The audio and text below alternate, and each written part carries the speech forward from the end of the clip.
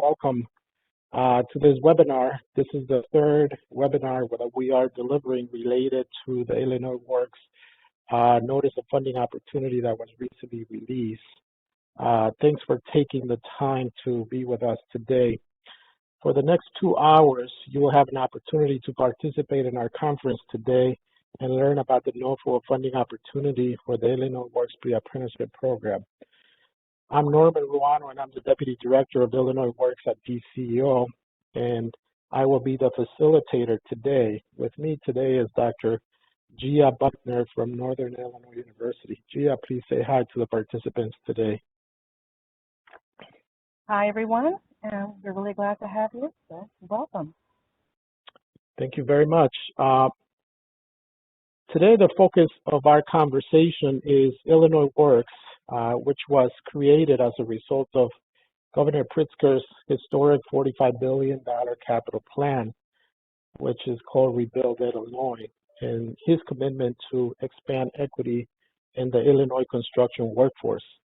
This exciting new initiative will create opportunities for Illinois businesses, communities, and families. During this course, you will be provided with information, resources, and support to help you to successfully respond to the Illinois Works NOFO and to create a strong program proposal. Here are the objectives that we have for today's session. By the end of this training, you'll be able to articulate the mission of DCEO, describe the relationship between DCEO and Illinois Works, the Bureau of Illinois Works, describe the 3 programs that are being implemented by Illinois Works as a result of the Illinois Works Job Program Act, describe the role that GATA plays in the NOFO process, access information available from the Illinois Works Pre-apprenticeship NOFO 2021 website, and successfully complete the materials necessary to complete an Illinois Works Pre-apprenticeship NOFO application. At the same time, you'll be able to access Illinois Works Pre-apprenticeship NOFO resources, and there's an extensive amount of resources that we have to support your efforts. Please notice that this session is being recorded, and it will be made available at the DCEO website in 2 days maximum. So if you go to the DCEO NOFO website, which we will provide in the chat later in the session, you'll be able to see the recording and the slide deck that goes with the recording there on the website. Before we move on to the next section, please let me know if you have any questions. It's very important that we get to hear about any questions that you may have. We want to make sure that this is a very interactive session and that you have an opportunity to hear our responses. We will also give you an opportunity later on to provide, there's the email address right there on the slide that you have in front of you, ceo.ilworks@illinois.gov. If there are any questions or comments after the session, you could email us there and we'll be more than happy to respond. Any questions so far?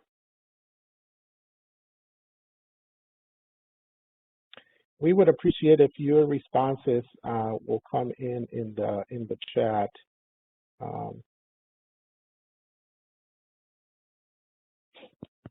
That was a question that was submitted. Okay, moving on to the next section. In this section, we're going to cover the basic features of Webex and functions to fully participate in training, and at the same time, we'll identify what you hope to learn from this training. If you have used Webex before, some people have not used Webex before, so we want to make sure that you know the functionality of the Webex platform. There is a mute and unmute button just for your information. That button has been unmuted for you as you came into the session. We want to make sure that as many people as possible can participate and ask their questions. So we would appreciate if you would keep your microphone muted. We will let you know if there's an opportunity to unmute your microphone and ask verbal questions. Other than that, if you could continue to ask your questions via the chat function, we would appreciate it. There's also a start and a stop video function. This is for your own camera. If you want to turn it on, you certainly can. There's obviously the chat option that we have been using so far. Make sure that you familiarize yourself with that option so that you can participate. There's also a raise hand option that you have so that if you want to raise your hand, you can certainly do that. And let's practice a little bit about raising your hand. Please tell me how many of you participated in the data pre-qualification webinar we delivered 2 weeks ago.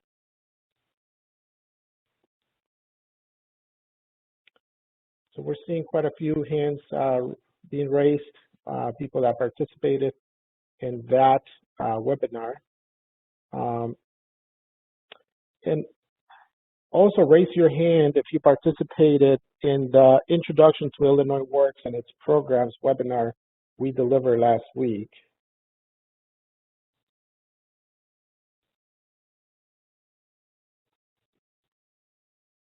So we have a few hands raised. That's great. Some of you have been very engaged in these sessions, and that's great. We certainly appreciate it. The majority of you have not, based on raising your hand. So we will, before we get going to the NOFO details, we will give you a little bit of an introduction to Illinois Works, and I apologize about those that were in the session last week. It'll be a review for you, but it'll be key for everybody to understand this. The other functionality related to Webex is there's a whole suite of emojis that are available in case you want to react to some of the content that we are presenting. And again, in order to facilitate the best experience today, we want to make sure your line stays muted so that we evade all kinds of background noises. But you will have an opportunity throughout the session while we're delivering or at very particular points for you to ask your questions or make comments related to the session so that we can respond to them. And again, thank you very much for joining us. As I mentioned, we will try to respond to as many questions and comments as possible, but if there are other questions that you have in the next few days, please email us. Again, the email address is on your screen, ceo.illinoisworks@illinois.gov. Okay, great. Let's start with getting acquainted a little bit with our audience. We have almost 50 participants in the audience today. Please, using the chat function, give us your name, the organization or agency you work with, and what your role is there. I'll try to do my best to go through all of them. I apologize if I don't get to all of them. But please, your name, organization, or agency, and the role that you play in that organization or agency. Donnie Braun is here with us today. Thanks. Matt Smith with Hacia is here with us today. Crystal Hendricks, Fetzer from Revolution Works is here with us. Betty Reeder is here with us today. Tiffany is here with us today. Christine from DCO is here also with us today. Mike Hartge, I apologize if I mispronounced it. Eric Lindstrom is here with us from Asian Human Services. Gloria Hunter from Quad County Urban League is here with us. Sarah Cleveland also here with us. Juan Calahorano from Hacia is here with us today. Mark Williams from Hire 360. Teresa Blandon from University of Illinois. Betty Jones from St. Paul Community is here today. Shashiwa Shields from the Partnership is here with us today. Thanks for joining. Lynn Liu from SGA Youth Bill is also here today. Cynthia Watkins from Tools Up Foundation is also here today. Thank you very much for sharing. We welcome you. I hope you have a great experience in this webinar. Okay, also using the chat, please tell us what you hope to learn today. Use again the chat and tell us what you hope to learn today.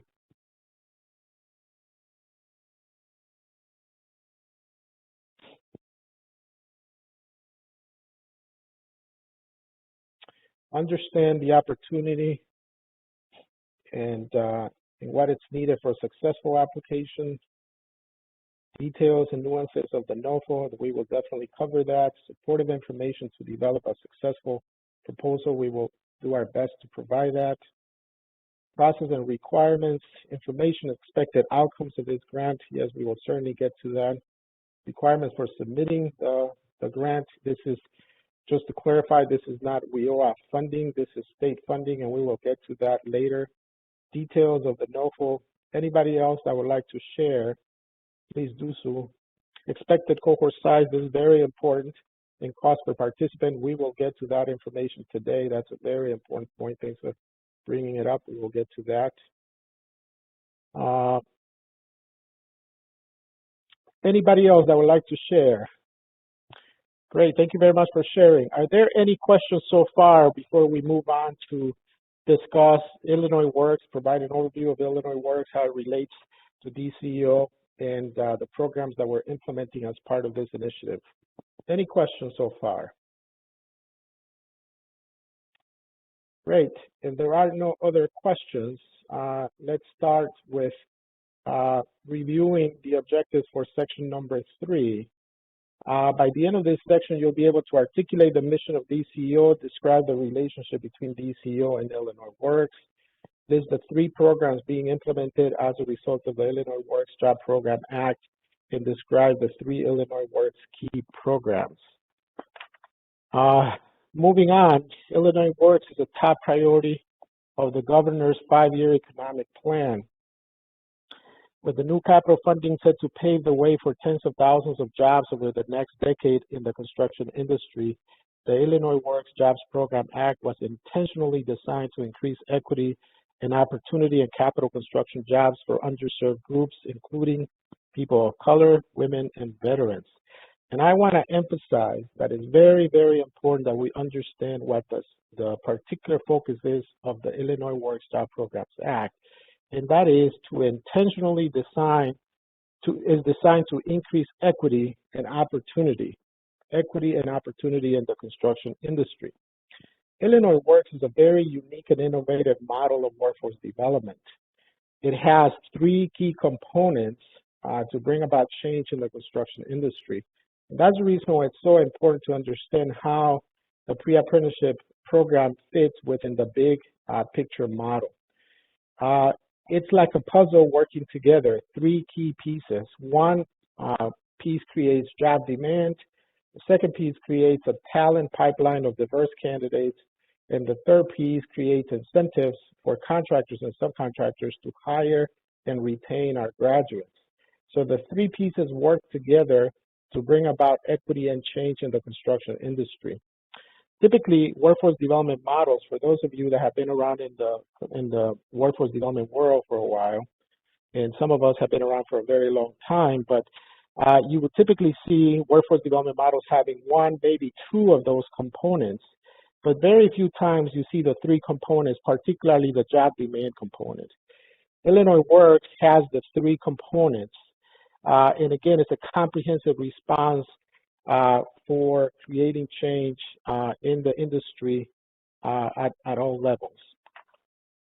Illinois Works is a one-of-a-kind initiative, and it's in a unique position to make a substantial difference here in Illinois. Now, a key question that some of you, particularly some of you that have been in the workforce development world, will be asking is, what is the main threat that typically workforce development initiatives face? So if you can think about, your experience in working with different workforce development programs and initiatives, what's typically the main threat that you see? Well, typically the main threat that we see out there is funding and the sustainability of funding. Some initiatives are great, but the funding mechanisms may not be sustainable. Illinois Works has solved for this potential vulnerability by providing a comprehensive funding mechanism. We expect Illinois Works to be here for a while. We're in a position to do something unique, innovative, and highly impactful, and to have the funding sustainability to be able to do that. Okay, let's take a quick look at the relationship between the Department of Commerce and Economic Opportunity, the Office of Illinois Works, and the Illinois Works Jobs Program Act. The Department of Commerce and Economic Opportunity, DCEO, mission is to support and maintain a climate that enables a strong economy for our customers. And who is it that we serve? We serve taxpayers, we serve businesses, we serve workers and communities. DCO does this by keeping and attracting businesses, maintaining a skilled workforce, and enhancing communities so that the climate here is one in which small and large businesses and their workforces can succeed to the greatest extent possible. As a result, we deliver impactful and efficient programs and services. Now, what's the relationship between Illinois Works and DCO? So the Office of Illinois Works is housed at the Department of Commerce and Economic Opportunity, and it's a new office, it's a new bureau that was recently created as a result of Governor Pritzker's $45 billion capital plan and commitment to expand equity. Brand new office has recently been opened, and that's in its house in the Department of Commerce and Economic Opportunity. Unfortunately, data shows that for too long, the construction industry and the trades have not been accessible for diverse communities. Fewer than 10% of apprenticeships are extended to women and minorities in some of the best paid trades.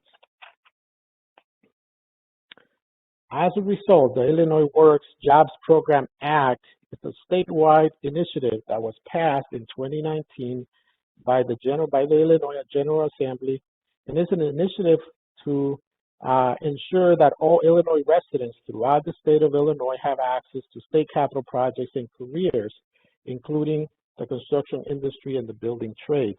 The goal is to provide contracting and employment opportunities to historically underrepresented populations in the construction industry. This effort especially targets women, people of color, and veterans.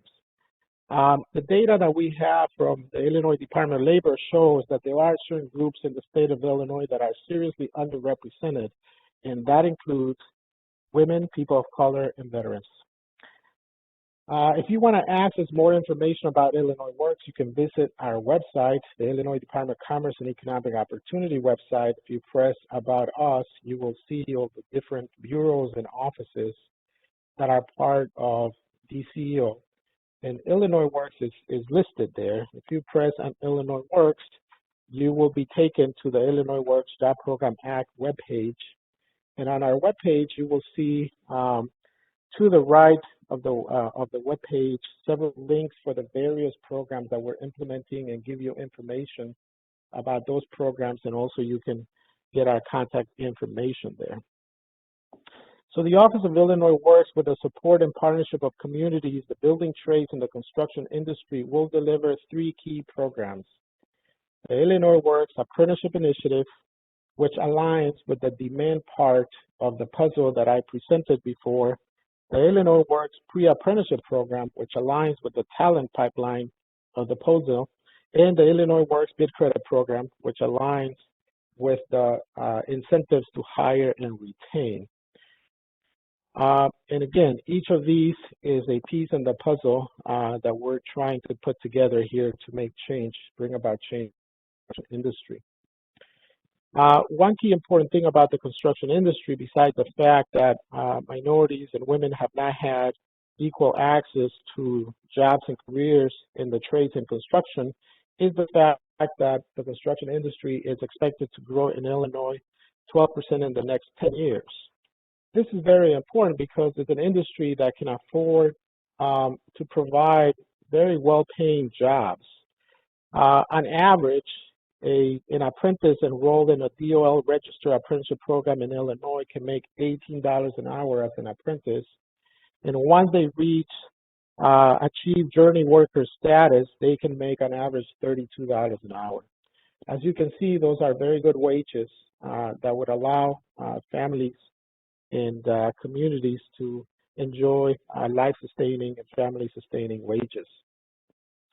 Another thing that is also very important is that research in Illinois has shown that investment in construction training results in significant long-term economic impact for the state of Illinois, totaling $1.2 billion. In fact, for every dollar invested in construction job training, Illinois obtains $11 in social and economic returns.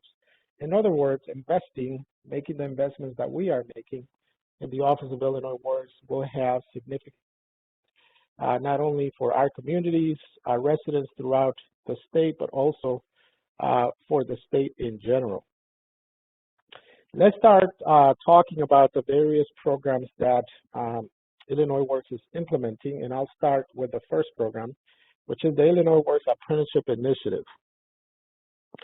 The Illinois Works Apprenticeship Initiative is the first piece in the puzzle and is designed to create demand for jobs. But you would ask, how is that demand being created? Well, it ensures that contractors and subcontractors comply with a goal of 10% of the actual or estimated labor hours of qualifying projects to be done by apprentices. What that means is that if before a contractor was using apprentices to execute or to do 10% or 5% of a project's labor hours, now they have to meet a goal of 10%, and that duplicates the need for apprentices on the job, which means that more apprentices will have to come in to the construction industry to fulfill those requirements. So that's how a job demand gets created, and that's how we expect to see more and more people coming into the construction industry. This program opens the door of opportunity into the construction industry and the trades. It applies to public works projects with an estimated cost of $500,000 or more, including capital grants, loans, direct capital contracts, and awards. Every year, state agencies execute billions of dollars worth of capital projects. In fact, my office is presently watching the compliance of a little bit over 1,000 projects worth a little bit more than $2 billion. So as told, when these state agencies comply with the requirement and contractors comply with this requirement of 10% of the labor hours being done by DOL registered apprentices, there's a demand that gets created for more and more apprentices, and opportunities are created for people to come into the construction industry.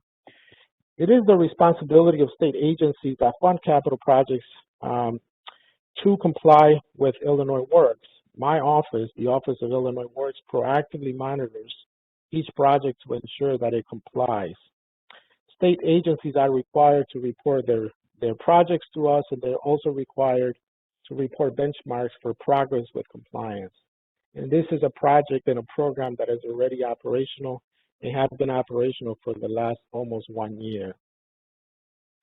The second program that the Office of Illinois Works is implementing is the Illinois Works Pre-apprenticeship program, which is truly the focus of this session today. And the Illinois Works, whereas the Illinois Works initiative creates demand for jobs, the Illinois Works Pre-apprenticeship program creates the pipeline, and I want to emphasize, of diverse candidates to help respond to that demand. So we're creating demand, and we are, through this pre-apprenticeship program, creating a talent pipeline throughout the state of diverse qualified candidates to take advantage of that demand. The Illinois Works Pre-apprenticeship program creates that pipeline through a network of organizations, and we encourage applicants that have a strong record and can propose strong programs to serve the disadvantaged communities and the underrepresented populations that we're targeting through this NOFO, and that includes women, people of color, and veterans. This program will be delivered through a network of community-based organizations that includes colleges, faith-based organizations, business associations, and others. Preference is being given to underrepresented populations that have historically encountered the barriers that we probably have all heard about when it comes to entering the construction industry. The program will be delivered free of tuition for participants, and they will also receive a stipend while they attend training. A whole array of supportive services will be funded and provided to help address those barriers that I just mentioned that have been historic and in many cases are a very large number of barriers these populations are facing in order to successfully enter and succeed in the industry. The good thing about this program is that the Illinois General Assembly has already made an appropriation for $25 million to fund this program. As you know from the NOFO that we released, that we are presently releasing the first round of funding with $10 million. But a second and third will follow to release the rest of the money. As we move forward and the program gets evaluated, our intention is to continue to request more funding opportunities. Do we have any questions? Yes. Yes, there's a question in the chat. And Matthew is asking, has the stipend amount already been determined? Yes, when we get to the specific NOFO items, we will discuss the stipend, the type of stipend that we're looking for. But I can tell you preliminarily, we are looking at least, a maximum of $11 per training hour. So if your program is going to last for 200 hours, then it's $200 times 11. You could always propose a stipend that's less than that, but you cannot propose a stipend that is more than $11 per training hour. We will discuss more about stipends in a few minutes when we get to that section, but certainly there's a whole section even on the NOFO right now that discusses stipends. Okay, let's move on to the third program being implemented by the Office of Illinois Work, and that is the bid credit program. This is the third piece of the puzzle. As you can see, is an incentive to hire and retain. And I want to emphasize that it's not just to hire, but also to retain graduates from our program. Something that is important to clarify here, the job demand that is being created by Illinois Works can actually be taken advantage by any graduates of any program out of the state of Illinois. We, through the talent pipeline or the pre-apprenticeship program we're creating, will take advantage of some of those job opportunities that are being created. But if there are other programs in the state of Illinois that run and are funded by other funding mechanisms, those programs can also take advantage of that job demand. The incentive program or the bid credit program we're putting together is specifically designed for companies that hire and retain our graduates from our pre-apprenticeship program. So the Illinois Works Bid Credit Program incentivizes contractors to hire and retain a diverse pool of candidates. The way it works is that as contractors and subcontractors hire these individuals, they can earn bid credits for use towards future bids for public works projects contracted by the state or any agency of the state. So they'll earn these bid credits when they hire our graduates, and those graduates are working on state-funded projects. They'll earn a certain rate. If they're paying the graduate, $20, $30 an hour, a certain percentage of that will be earned as a bid credit. We will be creating a bid credit bank within DCO where they can deposit and withdraw those bid credits. And for contractors that are very engaged, they can earn a lot of bid credits that can really be beneficial for them to be very competitive as they bid future projects.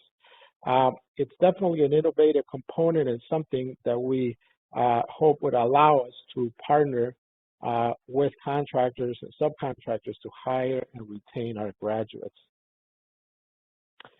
So with your partnership and the partnership of other organizations out there, these are the goals that we hope to achieve with Illinois Works, the three programs working together. First is we want to provide a career pathway for residents in disadvantaged communities. And I want to emphasize that it is a career pathway. It is not just a job, but a career pathway, something that individuals can build on and be able to stay in the career for a long time, as much as they wish to. Provide eligible apprentices with the skills for lifelong job security. Promote construction as a viable job industry for women and minority communities. Provide the construction industry with a consistent skilled workforce for generations to come. And this is a very important point because there's a lot of people that are retiring, a lot of baby boomers that are retiring from the construction industry, and someone needs to fill those jobs, not only the ones that are presently in existence, but the ones that are coming on board as a result of the $45 billion capital plan, Rebuild Illinois, that I mentioned a few minutes ago. And as a result of all of this, we hope to also have created partnerships between our agencies and community organizations. So that's an introduction to Illinois Works, how it all works, how the pre-apprenticeship program is part of a larger system that we're implementing at our office at DCEO. Do you have any questions? I think there is a question here. How do the credits help? So that's a very good question. So the way the bid credits work is that contractors that hire our graduates can then earn bid credits, you know, $50,000, $100,000 worth of bid credits. They're not getting cash, but what they are getting is the opportunity for their bids to be more competitive. So I'll give you an example. Let's say the contractor wants to bid on a project that is worth $1 million, and they want to use $50,000 of bid credits that they have earned by hiring our graduates. Essentially, what that's doing is that their bid, instead of being $1 million, when they submit the bid and use their bid credits, their bid now is $950,000, which means that they're a lot more competitive in competing with other contractors that want to get that project. So by using their bid credits, they can potentially win more projects to execute funded by the state because they have a significant amount of bid credits. So that's the way the bid credits work. It's a system that has been tested in other places by other agencies, and it has been proven to be successful. Can the pre-apprenticeship program be delivered in Spanish? Excellent question. I have actually been asked that question before. There are approved curricula out there. NCCER has a track in Spanish, and you can certainly deliver it in Spanish. The only challenge that individuals may face is when they transition to, register apprenticeship programs. There are some unions out there that do have apprenticeship programs that they deliver in Spanish, but may not be consistently delivered throughout the year. So there may be some challenges in transitioning, but certainly we're aware of some unions that have apprenticeship programs that they delivered in Spanish. We have another question here that says, we are a security training program with the ability to hire those apprenticeships that we train. Do we qualify for this opportunity? This opportunity is designed exclusively for construction and construction-related instruction and jobs. Unfortunately, for service opportunities, there may be other funding mechanisms at DCO, but this opportunity is specifically for construction-related. We have another question. Where is the list of Illinois Works approved curricula referenced on page 10 of the NOFO? Does the curriculum have to be approved pre-award? We will address the curriculum later on when we address curriculum as part of the NOFO. We will get to that and we will provide more details related to that. Is there a required number of participants on awarded amount? We are looking for this to be a cohort-based model. Ideally, one cohort would have 25 participants. We are willing to consider more or less, but that would be the ideal number. And it also has to do with the financial feasibility and return on investment. We want to maximize the return for the investment that we're making. Okay, let's move on to the next section, data eligibility. This is very important. By the end of this section, you'll be able to describe the role of GATA in the NOFO process, access the GATA pre-qualification website, and listen to the GATA pre-qualification recording session. Something that I need to emphasize from the very, very beginning. The NOFO was released on August 6, 2021. That's the reason I imagine most of you are here today, because you have seen it and you have questions related to that. But it's very important that you know that in order to apply for this funding opportunity, in fact, in order to apply for any funding opportunity in the state of Illinois, you need to be GATA pre-qualified. GATA stands for Grant Accountability and Transparency Act. And unfortunately, if you are not GATA pre-qualified when you submit your application, we will not be able to even consider you for a grant, even if it's a great proposal. In order to get GATA pre-qualified, you can go to the website that we're going to post right now on the chat. it's very, very important that if you are not presently GATA pre-qualified, that you start the process as soon as possible. This process to get GATA pre-qualified can take several weeks. And it can take several weeks because it includes state processes, but also federal processes. So it's very, very important that you are GATA pre-qualified. There's a question in the chat. Do we still qualify? Certainly, if you get going with the GATA pre-qualification process and you're able to secure it before the application is due on October the 4th, you certainly would pre-qualify. There's another question here. Our welding program is based on an open entry, open exit model. We do not have traditional cohorts. Unfortunately, we are looking for cohort-based models here. We certainly are willing and able to consider other models that are proven to be successful. The Illinois Works pre-apprenticeship program is looking for high-quality programming with very high outcomes. So if you have evidence that shows that your model is as good or better than a cohort-based model, please, include it and present your evidence. But we are targeting and encouraging organizations to use a cohort-based model to maximize results. Do you see any other questions, Gia?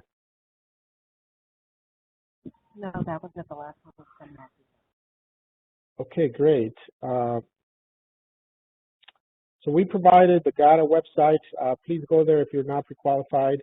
I do see a question that says, do sub-grantees have to be GATA pre-qualified? Well, there are two different things related to sub-grantees. On the one hand, you have an organization that may partner with someone else, and that partner is just providing services, is not an official sub-grantee. If that partner is just providing services, they do not have to be GATA pre-qualified. However, if you're going in as an actual sub-grantee on the proposal, then you have to be GATA pre-qualified.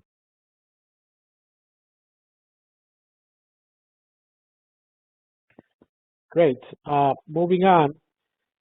And I want to emphasize that if you're not GATA pre-qualified, unfortunately, we cannot entertain a grant for you. So I would recommend that you start that process as soon as possible. However, if you're not GATA pre-qualified and you want to learn a little bit more about that, you can go to our website for the NOFO, and at the bottom of the website, you will see a recording for a GATA pre-qualification session that we did. It is possible that we will conduct some more GATA pre-qualification sessions in the near future. So please check our website, informational sessions. You'll be able to see there any other informational sessions that we're offering. And if they're open, you can register using the registration link.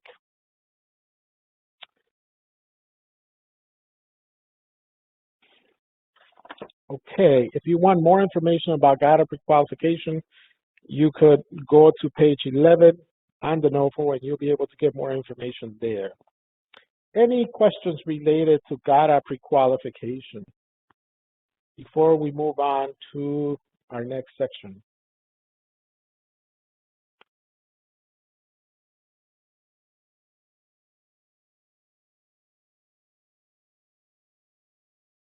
There is a question in the chat. It's from Johnny Tyler. Yeah, and this is related to the security training program. Johnny, I recommend that you send us an email related to that to the ceo.ilworks@illinois.gov that you see on your screen right now. We can have a separate discussion about that. As I mentioned, this particular funding opportunity is directly related to construction and the trades. So if you have any other questions, certainly you can please email us and we'll be more than happy to answer your questions. It says, would a trainer partner need to be GATA pre-qualified? If the training partner is just a training provider, not a sub-grantee, but a training provider, they wouldn't have to be GATA pre-qualified. If, on the other hand, that same training provider you included on the application as a sub-grantee, then that training provider or training partner would have to be GATA pre-qualified. Okay, moving on to the next question. We have a question: do applicants need to submit the uniform application? Certainly, and we will cover that more in detail very soon. We will cover every single document that needs to be submitted, so we will circle back to that question in a few minutes. So moving on to the next section. Section number 5, Illinois Works website. By the end of this section, you'll be able to access information about the DCO Notice of Funding Opportunity, the NOFO. You'll be able to describe the information available from the Illinois Works Pre-apprenticeship NOFO website, and you will be able to download the Illinois Works Pre-apprenticeship program NOFO. One important issue that we want to mention to you: when you go to the DCO NOFO website, you will notice that there is a warning in yellow. Please pay very close attention to this wording in yellow. If you are using a newer version of Microsoft Edge, there is some issues that you will face. You'll have a hard time downloading any of the documents that are in Word, Excel, or PowerPoint formats. This warning also gives you the process that you need to follow in order to successfully download those documents. So I want to make sure that you pay attention to that warning and that you follow that process so that you don't have any problems. Something important to mention about the Illinois Works Pre-apprenticeship NOFO is that website is that everything that you need to successfully complete the NOFO is available on that website, everything. The website itself has a variety of different sections. There is the program background that you can access there. There's the program design, giving you details about it. There's also funding information. As I mentioned earlier, we are issuing $10 million as part of this funding opportunity. This is our first round of funding.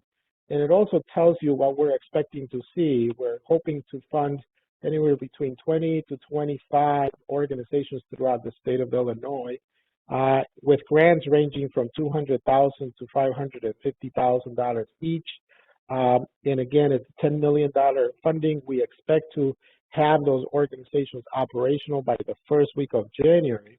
There'll be future funding opportunities, but for this particular one, this is our focus. Also, the other thing to pay attention to is the information sessions that I have been mentioning, the submission details, when you're supposed to submit this. It's important that the application gets submitted on time. Otherwise, the application will not be considered for funding. The information sessions, again, all the information is there for you to either review information sessions that we have already delivered or to register for future information sessions. There's also an opportunity, if you want to read the information in Spanish, you can certainly access the information in Spanish. You can also see the partners that DCO is partnering or has partnered with related to these opportunities. Of vital importance is to pay attention to the frequently asked questions section on the website.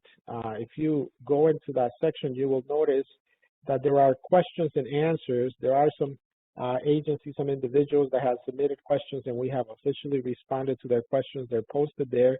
You can also request, ask questions there from us from that same section, and we'll be more than happy to respond to them. More importantly, you'll be able to see the NOFO materials. These are the key materials that you need to, first of all, the NOFO is there. You need to read word by word that NOFO so you clearly understand what it is that we're looking for in terms of program design and details. At the same time, all the documents that need to be submitted with your proposal are there for you to use, download, and complete and submit them to us. At the same time, there is resources. There's a variety of resources there. When these NOFOs are created, there's a lot of research and practices that get considered, and we are providing all the resources there for you to read if you have an interest in reading all of those resources. There's models, there's studies, there's just a variety of different resources that you can access to inform your program. Session offerings, again, for your convenience, you can go there and register. We still have another session that we're going to be delivering September the 9th on developing partnerships for effective program outcomes. You can still register for that session.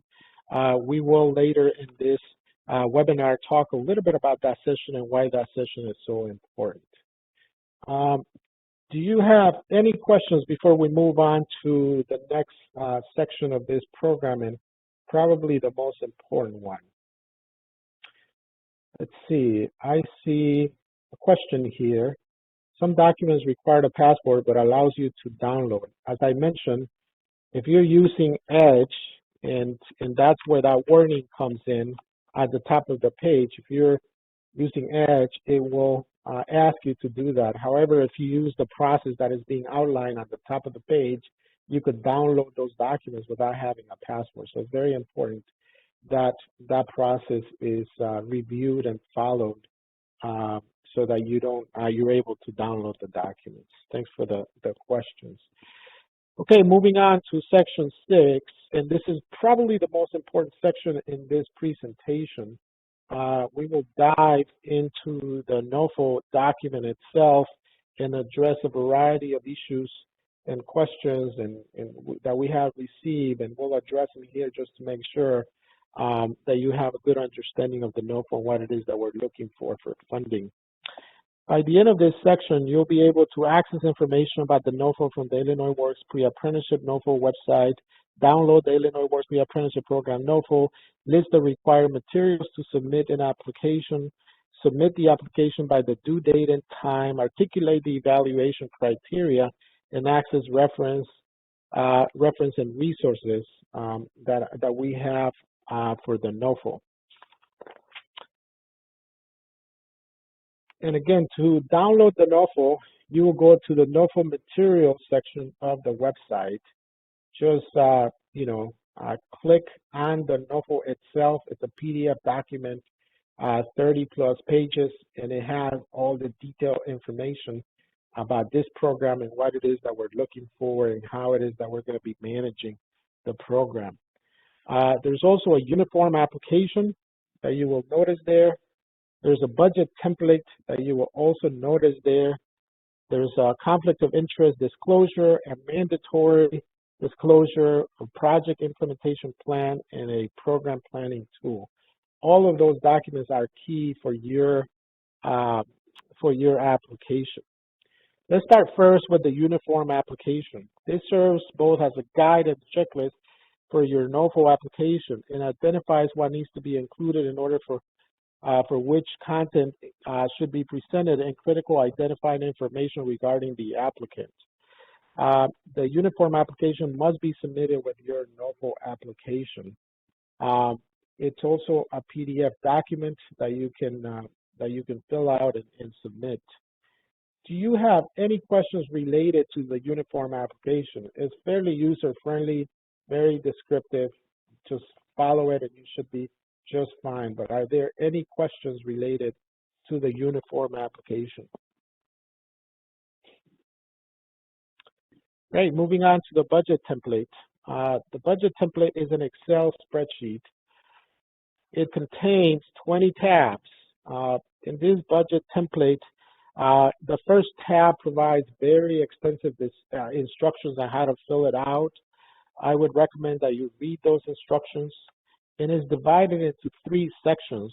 Section A is the state of Illinois funds. Section B is non-state of Illinois funds. And then the section C is actually the budget worksheet and narrative. That's where you would enter all of your information. And what will happen is that you will not have an opportunity to make modifications to section A and B. The information that you're entering in the budget worksheet and narrative is actually being tabulated in those 2 sections. And so that's where you enter your information. So again, in section C, the budget worksheet, where you're going to be entering all your information, and that will get tabulated in section A and B. It's important to know that those 2, section A and B, again, are locked, and you will not be able to modify them.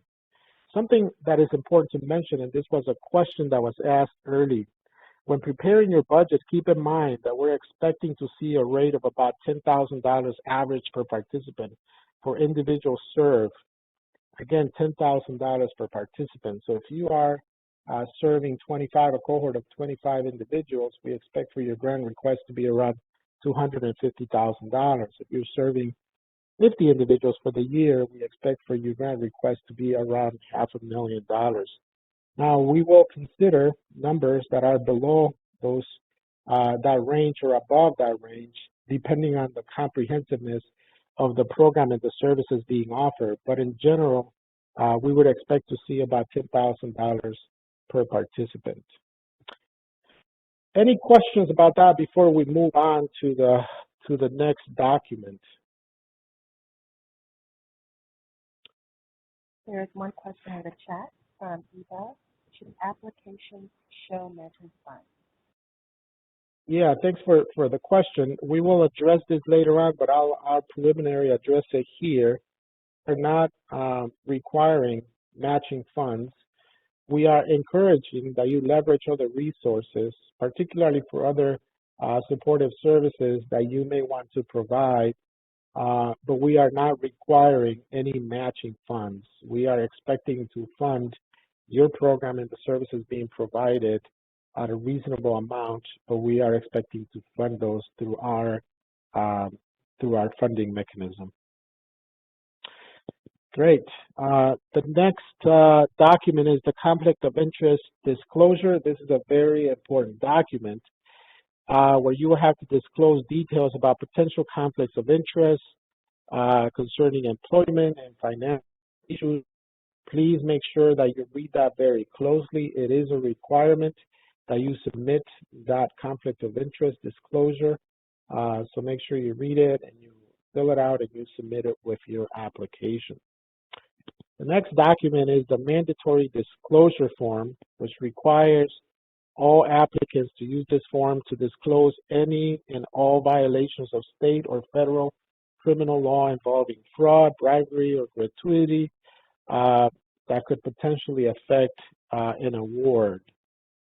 Again, this is a required document. Make sure you review it very closely. You sign it and submit it with your applications.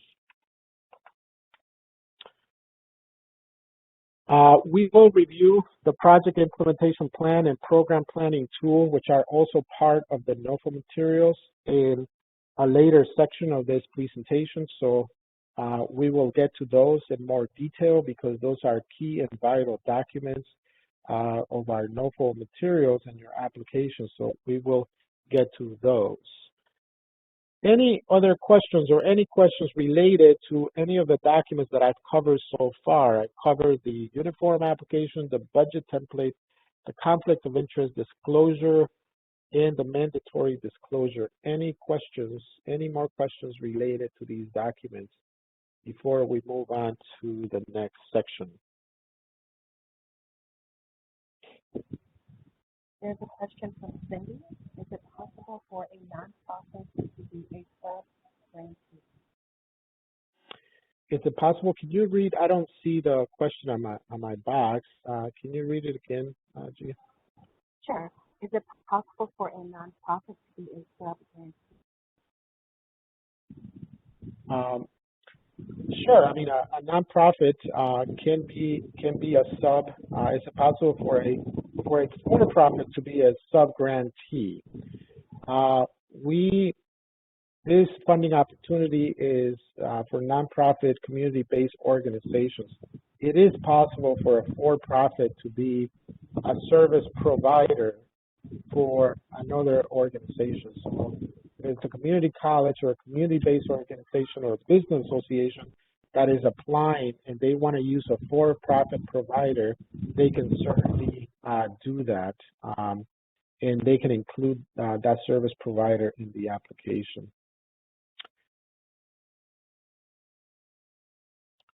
Okay, great.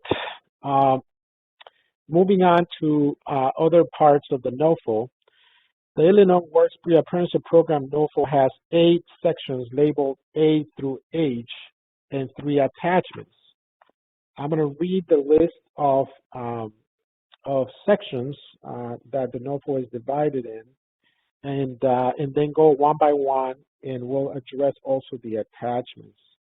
Gia, if we could please move on to the next slide, that would be great. I will, and I just want to apologize for interjecting right here, but Cindy is clarifying that her question is regarding for-profit. So is it possible for a for-profit to be a sub-grantee? Yeah, I already mentioned the response that a for-profit can be a service provider.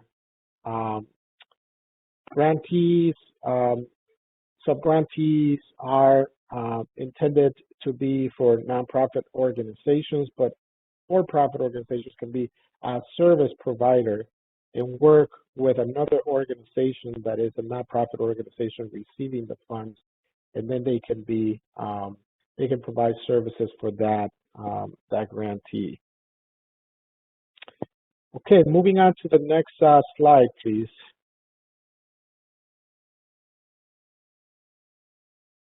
So these are the sections that the NOFO is divided into: program description, funding information, eligibility information, application and submission information, application review information, award administration information, state awarding agency contacts, other information that's applicable. So we're going to go one by one and also address the attachments in this section.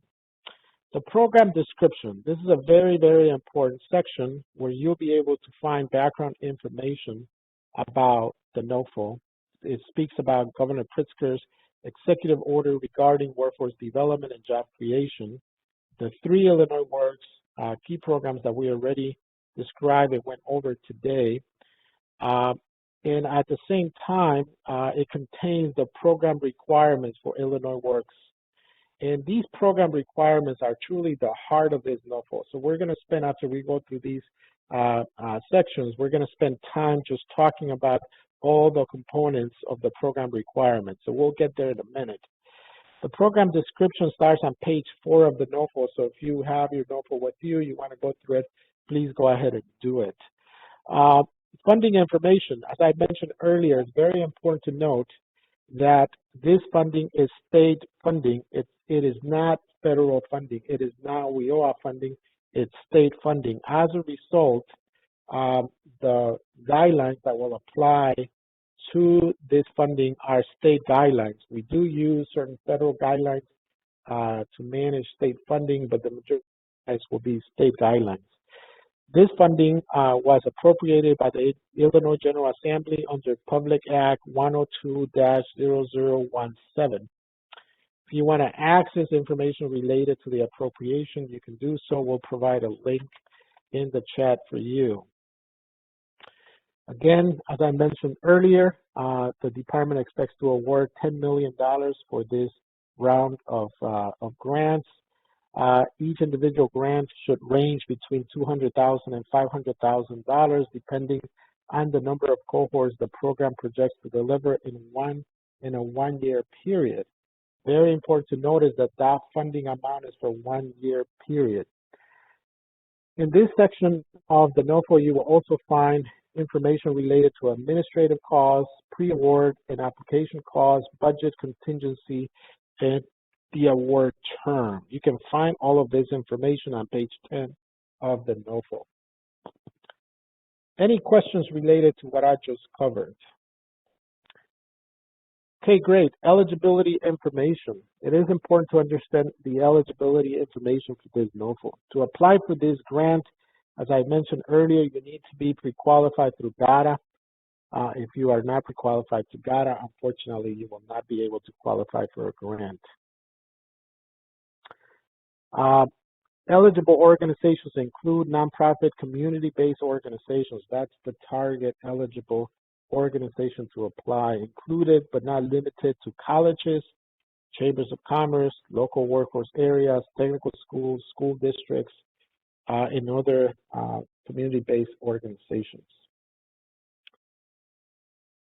One question in the chat box: is the grant eligible for continuation? We will address that a little bit later also, but yes, We expect that successful programs that can deliver and exceed, that can meet and exceed the delivery of services and outcomes that we're looking for, their contracts can be extended for a second year up to 2 years after they finish the first year of funding.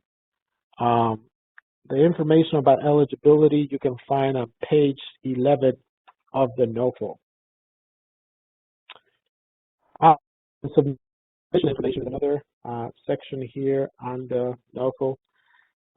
This provides specific information regarding the submission of your grant application, including where forms can be found and how to contact the Deputy Director and Program Manager. That is me, Norman Ruano.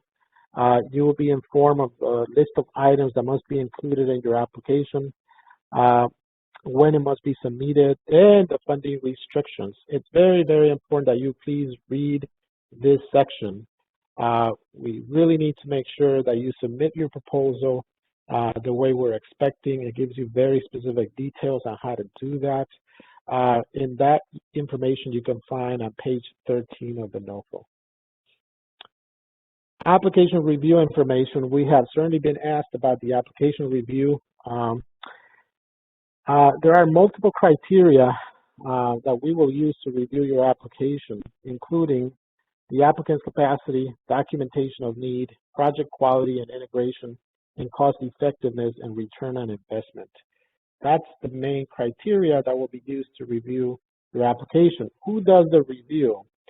We at the Office of Illinois Works do not review the applications. There is a team of professionals that will conduct a merit review, and they will grade your application and then make award recommendations to the CEO. Based on those award recommendations, we then decide who will get the awards, and we will start a process of negotiation with those organizations by way of a state award notice or NOSA, and we're expecting for those to be released by November 25. We reserve the right to issue a reduced award or not issue any award after the review has been done. This information you can find on page 19 of the NOFO. Very, very important that you understand how these applications are reviewed. It's a team of professionals that does an objective review using the criteria that is outlined in the NOFO. Any questions related to this information? You see any other questions, Gia? I don't see any other questions on the box. No other questions. Great. Award administration information. Under this section, you will be provided with information regarding the notice, state award, which is the NOSA, technical assistance, individuals that are successful at getting, or organizations that are successful at getting this funding will participate in extensive technical assistance that will be provided by the Illinois Works office throughout the year on how to use our technology and follow the systems required for the program. They will also be required to attend professional development sessions and meetings and other events. This section also covers reporting and audits. It is very, very important to know that besides the standard quarterly financial and programmatic reports, organizations that are successful at getting a grant will be required to report real-time program activities using the Illinois Works reporting platform. So program activities and outcomes will be reported real-time to the Office of Illinois Works and then the team that is monitoring the success of these programs. This information you can find on page 20 of the NOFO. Any questions about this particular information? Section G, state awarding agency will provide you with information there related to who the contact is for this funding opportunity, and that will be me, Deputy Director of Illinois Works. My contact information is there on page 22 of the NOFO. If you do have questions, again, you can send them to me. Ideally, you will send them to through the Q&A section of the website that we already covered, but you can certainly send them to me, or you can send them to the ceo.ilworks@illinois.gov, and we will be able to get to your questions and comments. Section H covers other information if applicable. In this section particularly provides information related to awarding considerations, Freedom of Information Act, and technical assistance. As I mentioned, there's extensive technical assistance and training that will be provided throughout the year for those organizations that are successful at winning a grant. And I want to emphasize the fact that this is a competitive process. We expect to receive a significant number of proposals. Make sure you do your best in writing a good technical proposal that really addresses all the components that we're looking for in order for you to get a grant and provide services under this opportunity. When will the grants be awarded? As I mentioned, the NOSA will start that process, and we expect for that to be ready by the end of November. After that, we will start contract negotiations with those organizations to hopefully finalize that process by the middle to the end of December. We expect programs to be operational by the beginning of January. This timeline is particularly focused on when construction opportunities would, really come in large volumes in the state, which we expect for it to be at the beginning of spring. So we would hope that we would have program graduates starting in spring through the summer so that they can take advantage of the job opportunities that will be created through our first initiative, which is the apprenticeship initiative that I mentioned earlier. Okay, great. Any other questions before we start talking about the really core elements of the program and what it is that we're looking for in these programs? Any other questions? Great. If there are no other questions, we're going to move on to talk about the program requirements. These right here are the key program requirements. We'll go one by one and bring up key points for each of them. This you will be able to find on pages 8 through 10 of the NOFO. And as I mentioned earlier, this is truly the heart of this NOFO because it really tells you what it is that we're looking for in these programs. Is there a date when the grant has to be completed? We hope to negotiate these grants for 1 year. So if the grants start January 1st, which is likely what will happen, then obviously the grant will end by the end of December. It's a 12-month, it's a 1 year grant. Okay, great. So the first item we're going to talk about is the overall program design, which is very, very important. You must detail how you will design, develop, and implement, again, a high-quality program that significantly increases apprenticeship opportunities for underrepresented populations. We really want to make sure that this is the production of high-quality candidates to enter the construction industry, and we could only have high-quality candidates if we have high-quality programs. We want to increase the number of women, people of color, and veterans that transition to apprenticeship training programs, to DOL DOL registered apprenticeship programs in the state. This includes the coordination of all program activities, recruitment, assessment, case management, related technical training, work-based training, supportive services, and importantly, transition and placement of participants. It's very, very important that your program design includes all of these components. As a key question for you to consider, do you have a particular area of strength or several areas of strength that you think could really deliver on this program design? Are there some areas of weakness that you need to address or that you need to partner with in order to have an overall high-quality program?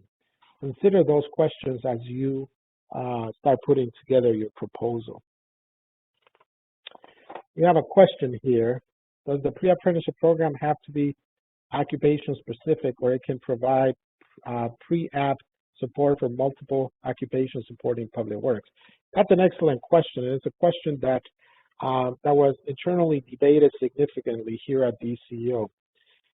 We expect for programs to do, in general, construction skills, because what will end up happening is that in a particular geography, or for different individuals, some may want to be carpenters, some may want to be electricians, some may want to be operators, some may want to be laborers.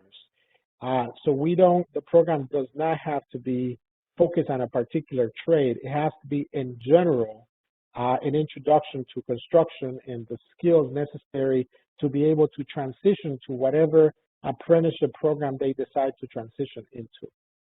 So that's what we're specifically looking for.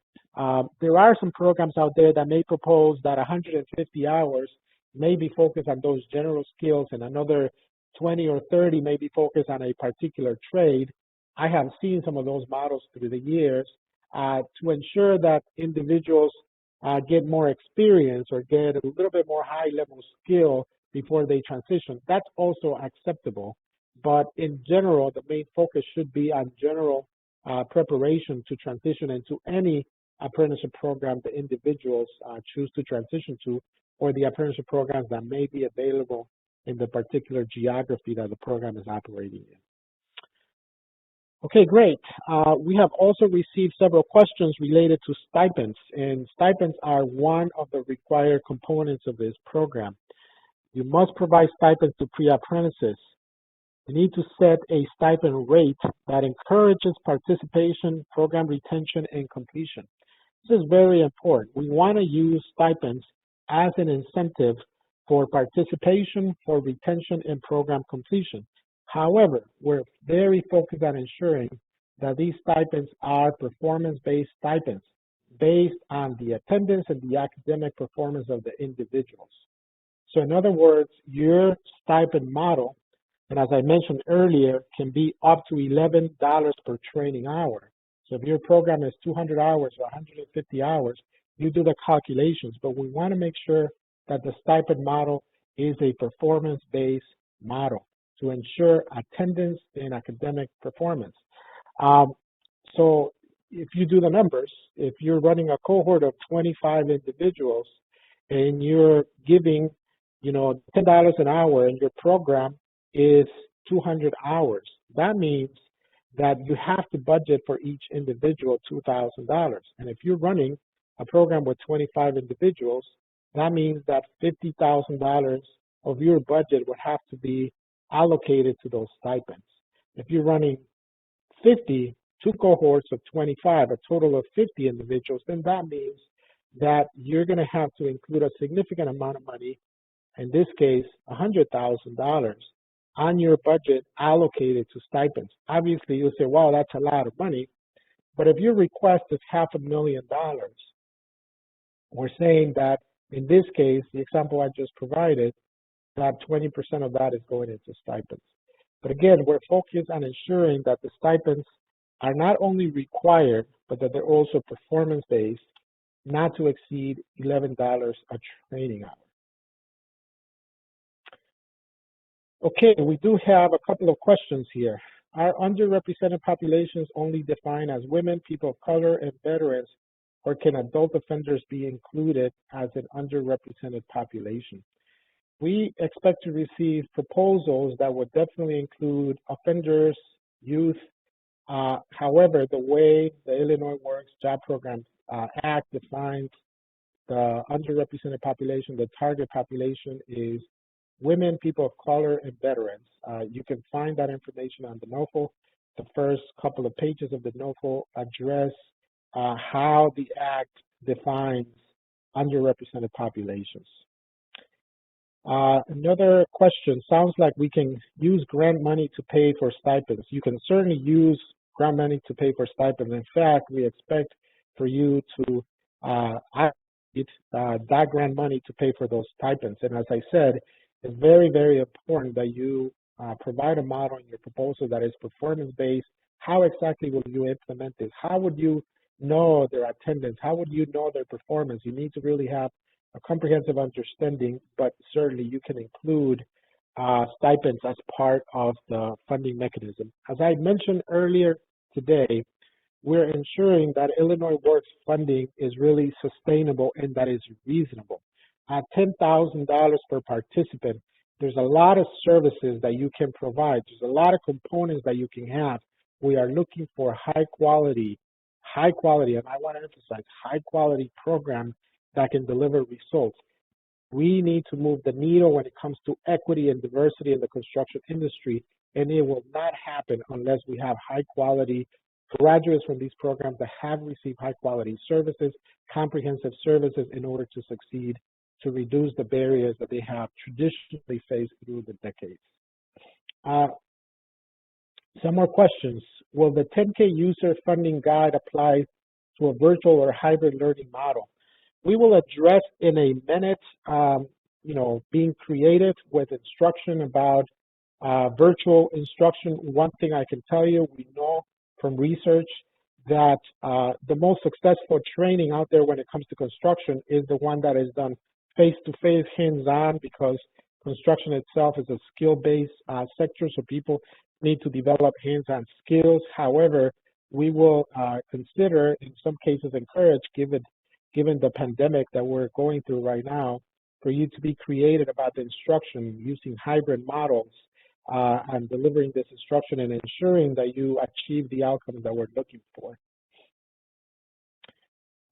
Will there be a mechanism for graduates who complete Illinois Works to onboard into union apprenticeship programs? Specifically, will unions be incentivized to onboard graduates into their apprenticeship programs? I can tell you that the labor sector has been involved with Illinois Works from the very beginning. We are in communication with different halls. We are part of meetings where planning is being made about when they're going to open certain apprenticeship programs, accept applications. So it is our expectation that the programs that receive funding will have a good relationship with not only union apprenticeship programs, and I will discuss in a minute that when it comes to Illinois Works, any DOL registered apprenticeship program qualifies. Individuals can transition not only to union apprenticeship programs, but to also non-union apprenticeship programs. But union apprenticeship programs in the state of Illinois play a significant role in the training and the success of the trade. So we expect for providers to have very strong relationships with them and develop those relationships with them. We at the Office of Illinois Works are also working hard to do the same to ensure that we're coordinating with them for the success of our participants. Thanks for the questions. Any other questions related to stipends before we move on to the next component? Great, let's move on to wraparound supports, wraparound services. For all of us that have worked field for a long time, we know that wraparound services are fundamental for the success of these populations. There are so many barriers that these populations face when it comes to, entering and succeeding in the trades. And as a result, we expect for programs to provide and propose creative wraparound services that can be used to effectively reduce those barriers. And those wraparound services can include, but are not limited to, life coaching, mentorship, financial literacy, alumni networks, childcare, transportation support, fees, tools, uniforms, and other expenses that create an obstacle for successful participation and successful completion of programming and then successful entrance into the trades. Excuse me.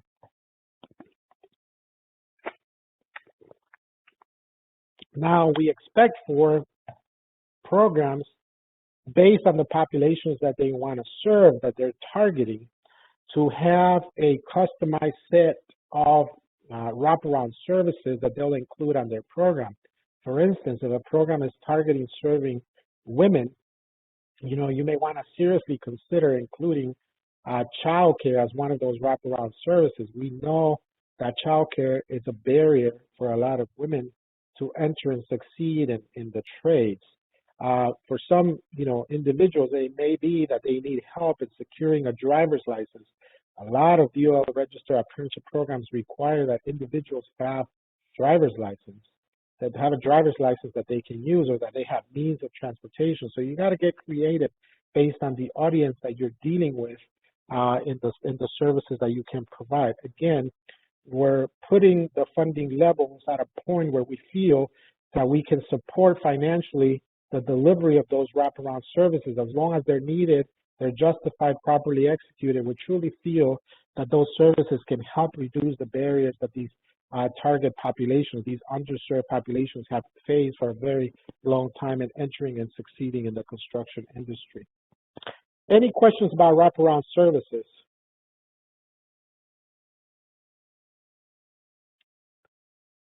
You see any other questions in the box, Gia, that I don't see? Yes, there is a question from Crystal. It says, are you looking for additional wraparound services to be incorporated into the 10,000 per person, or can that be in addition to the? That's a good question. I mean, ideally, your package of wraparound services and all the services for your program would come in at an average of $10,000. However, as I mentioned before, if there's a very particular wraparound service that you can make a case that your audience, your target population really needs, and it puts you beyond the $10,000, we're more than willing to look into it and consider it and see the merit of that cost. I would really emphasize here, too, the opportunity. We are not requiring matching funds. We are not requiring leverage funds. We're encouraging you that wherever you can, whenever you can, try to secure some leverage funding for some of these services. We understand and we know from experience that some of these wraparound services can be very expensive. So if you're able to secure, if you're able to leverage some other resources to support this, that would be great. But we hope that at a level of $10,000 per participant, that we are able to afford and provide the necessary funding to provide into, the majority, if not all, those wraparound services. Any other questions related to wraparound services?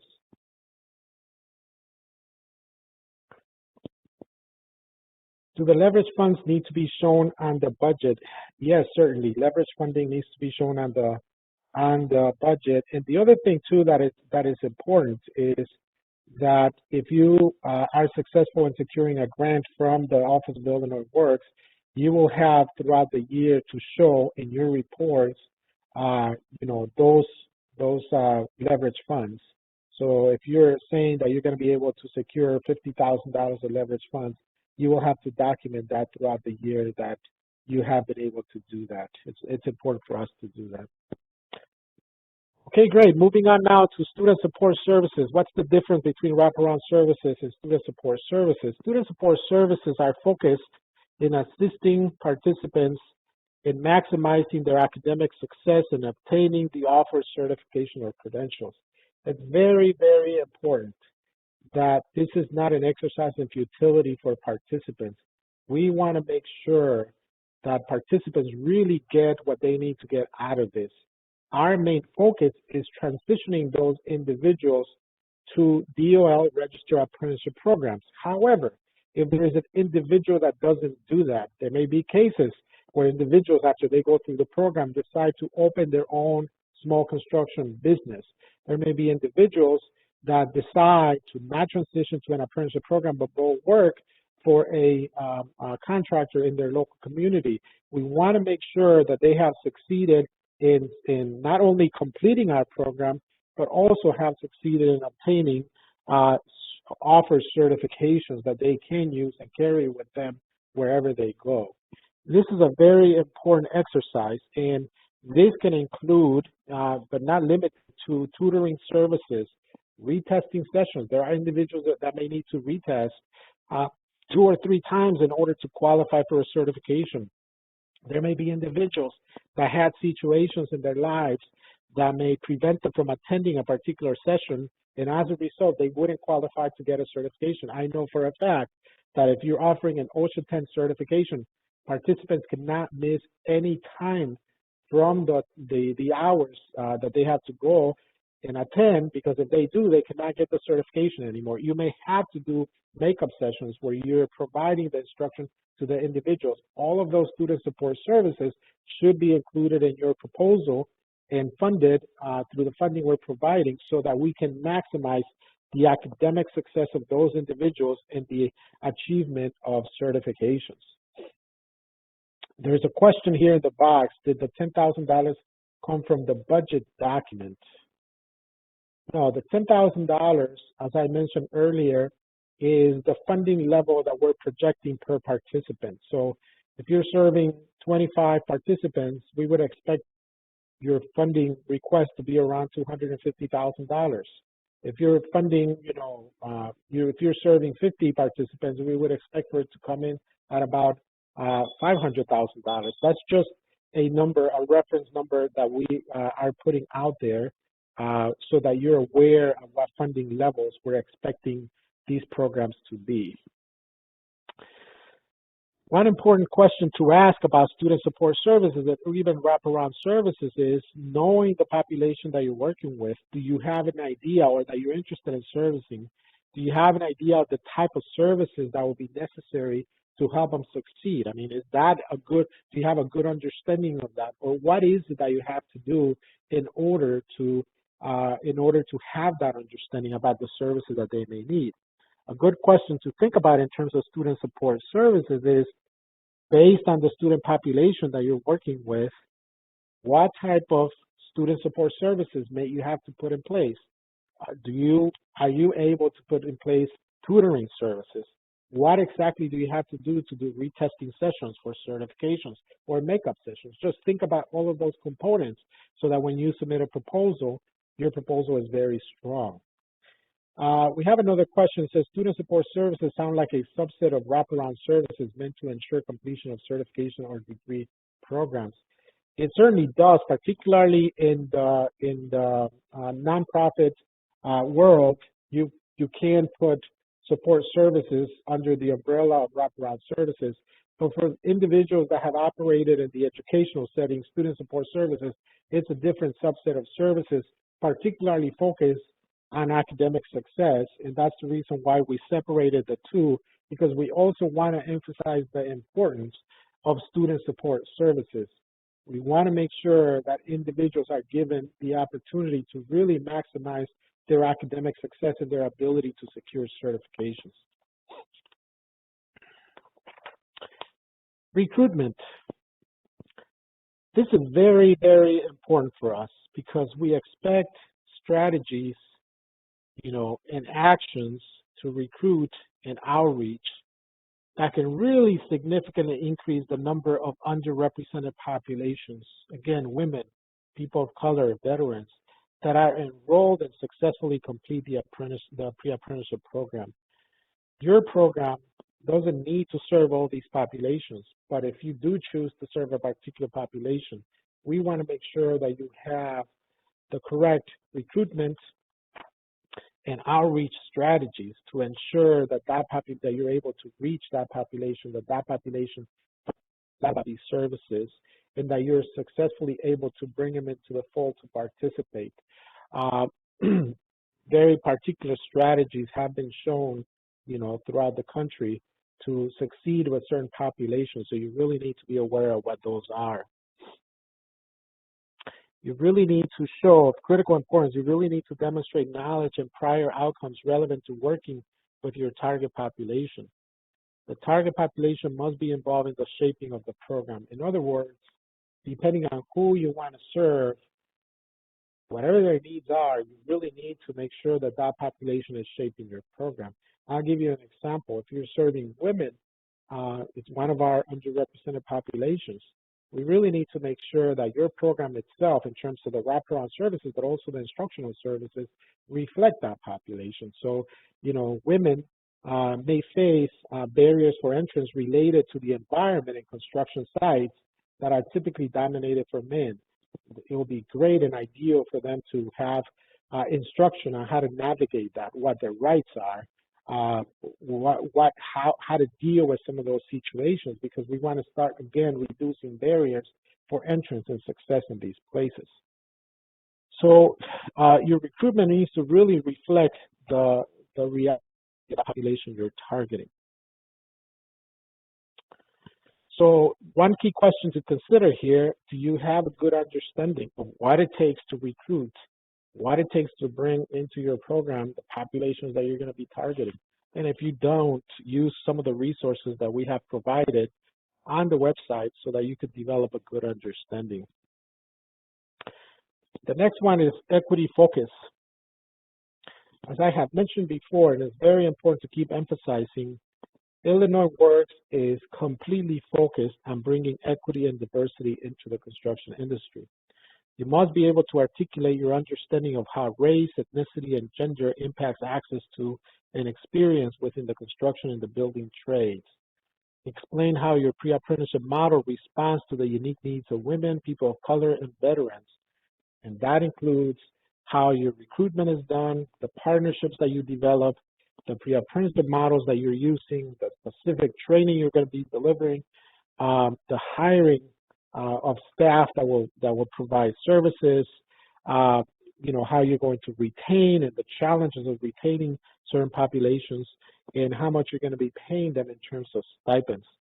Specifically, you need to explain what strategies you will be employing to foster a shared identity and a welcoming, inclusive environment to contribute to that in the trades and the construction industry. You know, a key question here to ask for your program is, do you have an understanding on how to bring equity, how to develop a model that brings equity and that people feel welcome in, and that you're successful in transitioning them and supporting them when they transition to ensure that that equity is achieved in the construction industry. Outreach.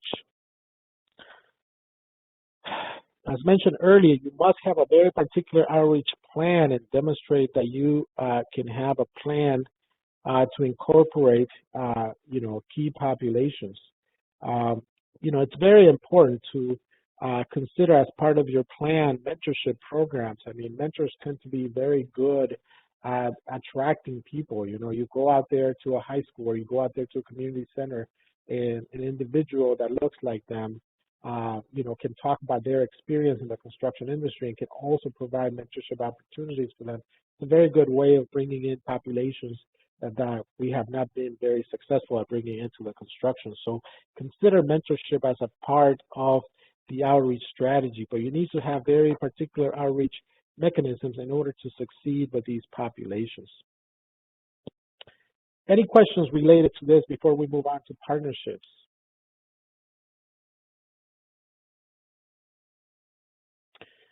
We obviously expect for this change that we're trying to bring about into the construction industry to come about as a result of partnerships that are developed. And it's very important that you coordinate with local workforce areas, local and regional apprenticeship navigators and intermediaries focused on the construction and the building trades, union groups, community colleges, employers, employer associations, community-based organizations, secondary schools. It has to be a partnership approach in order to succeed. It is an expectation that all pre-apprenticeship graduates, that's our expectation, transition successfully into full apprenticeship programs. That will be our goal, that we transition all of those that graduate from these programs, that they transition. The transition is not going to be possible unless there are very strong partnerships with DOL registered apprenticeship programs, with employers, with other stakeholders in the community. So it is very important that you develop those partnerships.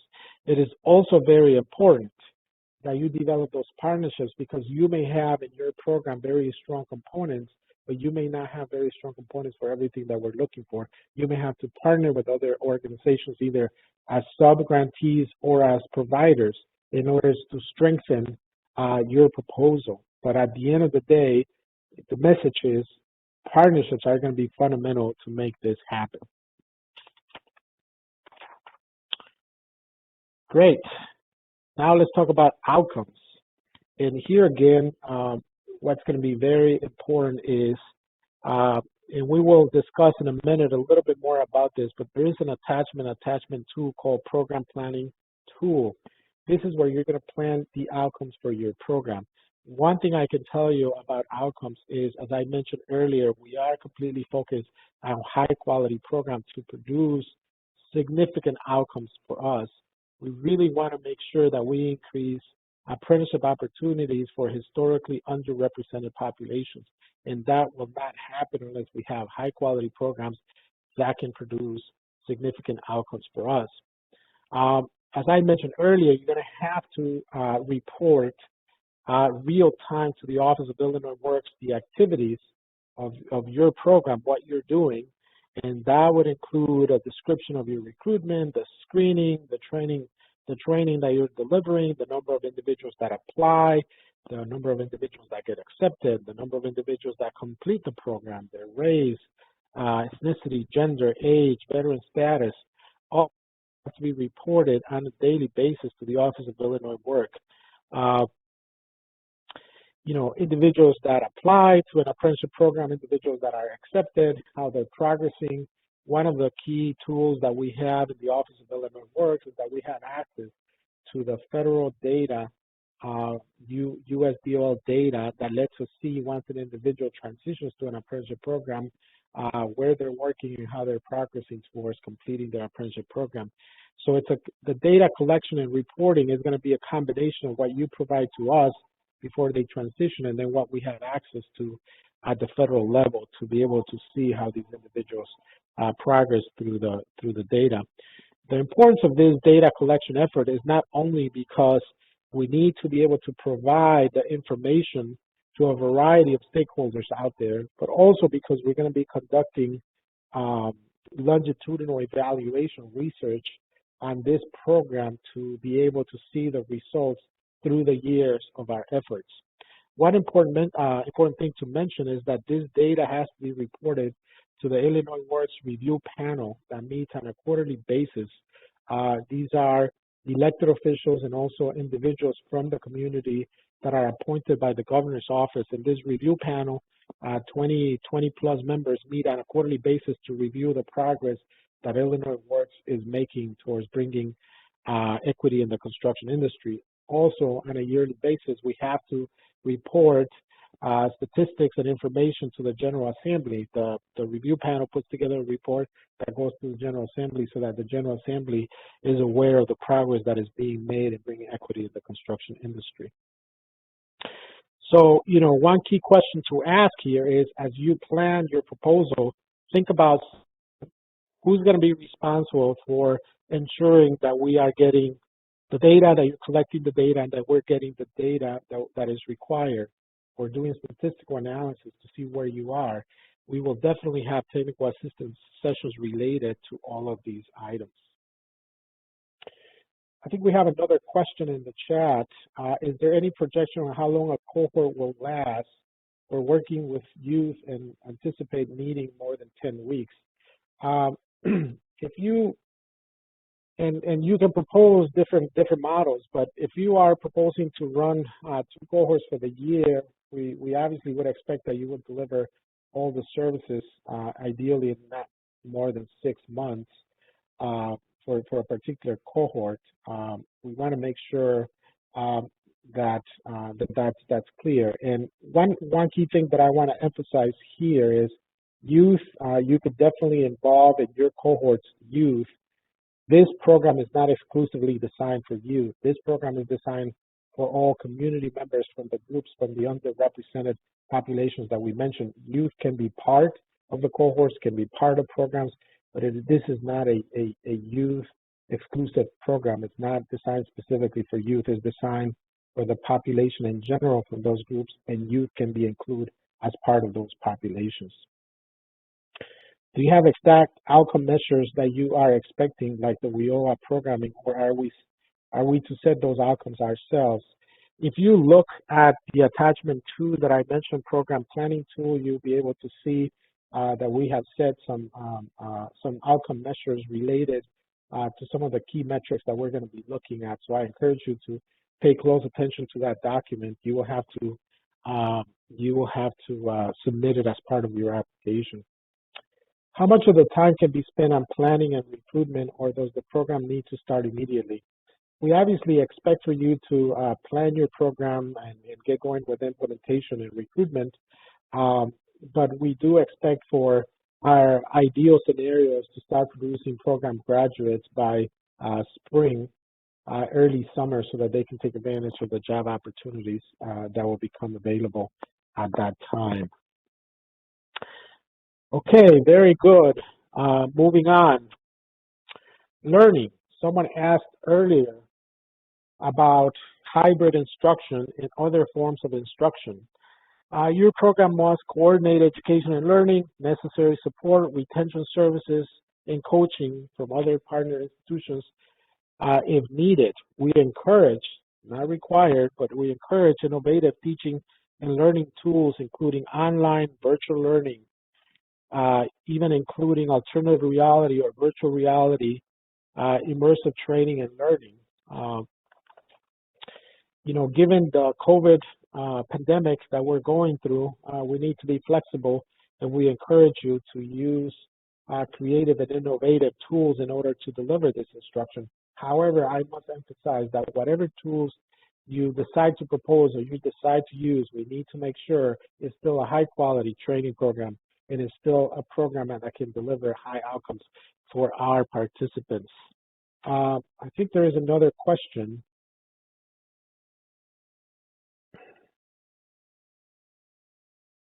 There's a question in the chat from Eva. Will the department be playing a role in connecting graduates to state contractors or connecting agencies with those contractors? Yeah, I mean, that's an excellent question. The Office of Illinois Works, our teams will be working very closely with contractors, with state agencies, so that we know where those projects are happening that have to comply with Illinois Works. It's our intention as part of the bid credit program to create a tool where providers can actually upload the resumes of individuals that are graduating from their programs, and those individuals will be promoted to state agencies, to contractors. So in case they want to sponsor them into apprenticeship programs, they can certainly do that. And we will do that in a very proactive way to try to match these individuals with available opportunities, both contractors and state agencies. There was before that one an extensive one.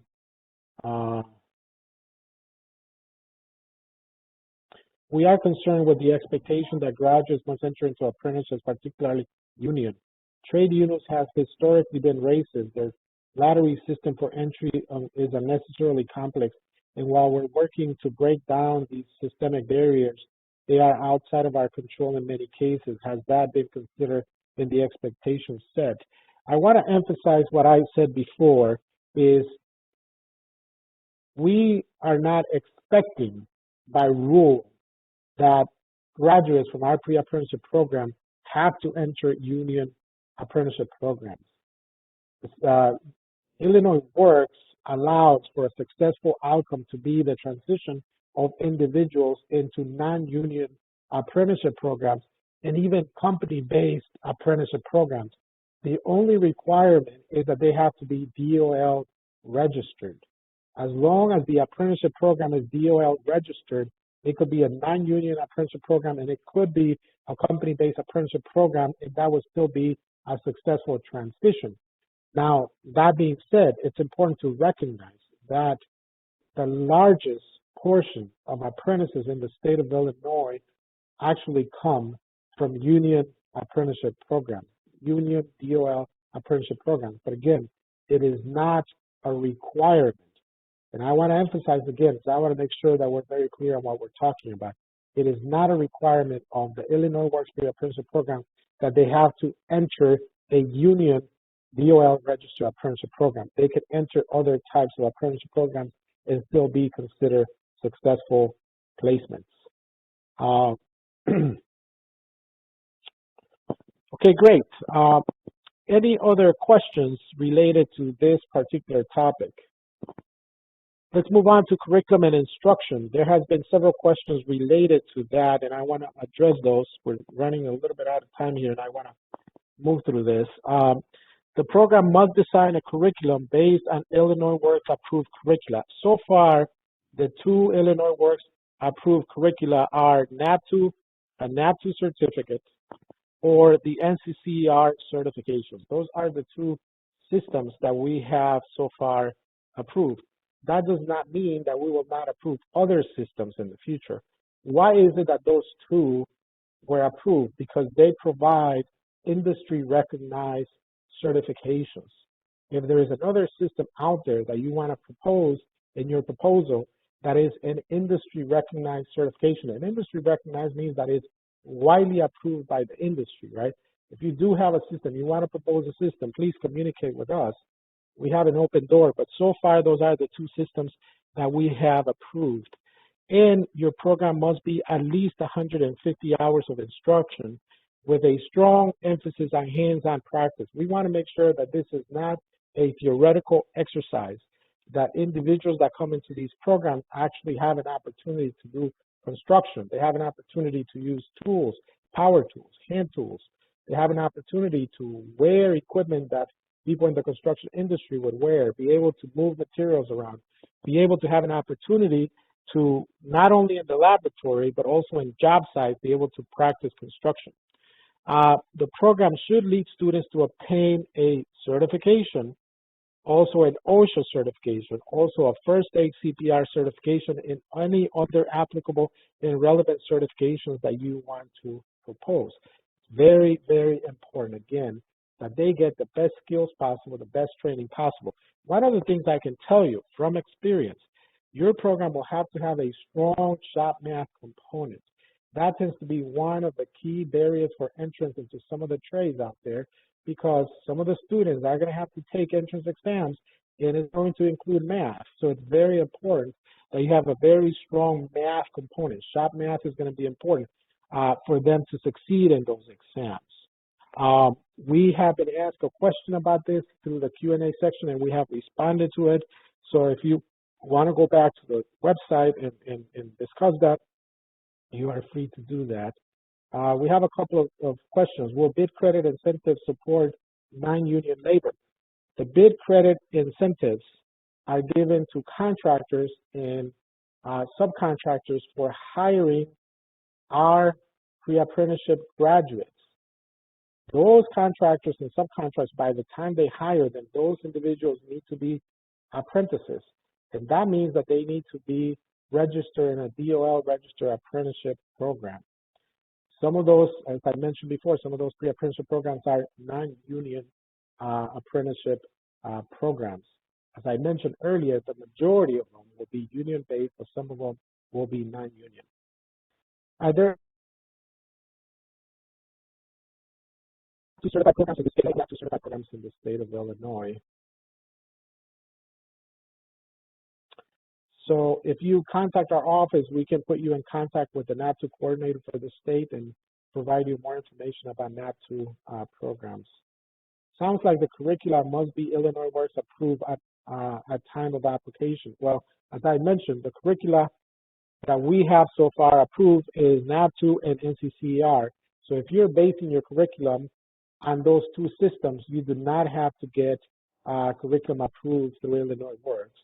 If you're trying to use some other system that we may not be aware of or that we have not approved, please communicate with us and we can have a discussion about it. Okay, great. Moving on. Work-based learning. Work-based learning is very, very important, okay? But we are definitely not expecting for you to run an apprenticeship program. We're expecting for you to run a pre-apprenticeship program and include as part of your pre-apprenticeship program some hands-on and work-based learning opportunities where students can do actual construction work at job sites while taking instruction or immediately after completing instruction. Typically, these job opportunities for pre-apprenticeship programs, the practicum, the hands-on part of it, is supervised by the program instructor and typically are coordinated either with community-based organizations or contractors or government agencies that afford these students, these participants, the opportunity to put into practice what they have learned. Habitat for Humanity could be a good option. There's a lot of community-based organizations that work with housing, affordable housing. Those could be very good options. I mean, what you really have to think about here is what type of relationships do you have in order to make this happen, right? Career and employment and transition services.